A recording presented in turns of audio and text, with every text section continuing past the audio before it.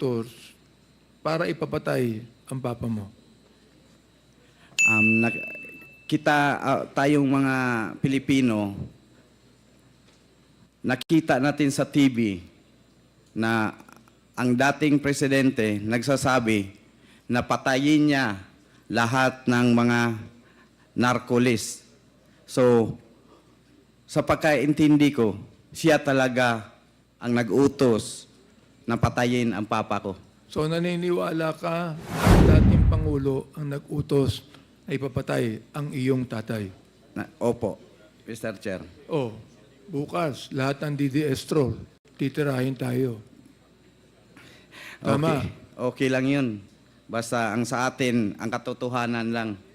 At hindi naman mga bata ang lahat ng Pilipino na naniwala sa senaryo nila, Mr. Chair.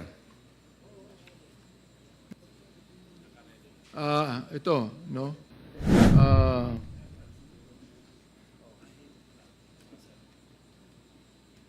Colonel Marcos, pakilagay nga sa ating LED monitor dito yung picture na ipinalabas ng ABS-CBN News na ang title Cop Called Soko Before Espinosa Was Killed. Pakilagay nga po dyan sa ating monitor. Ito, nasa pahayagan po ito. No? Ang sinabi po ng ABS-CBN News, tinawag yung Soko bago po siya patayin. Oo. So, ano masasabi niyo rito, Colonel Marcos? Yes, Mr. Chair. Ganito po yan. Bali, during the presentation in the Senate, may present po kasi yung CIDG na presentation. Teka. Hindi. I'm not referring to the presentation of the Senate. I'm referring to this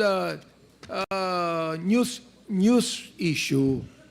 Totoo ba ito na mayroong Soko na bago pa pinatay si Mayor Espinosa? Yun ang gusto kong tanong dyan.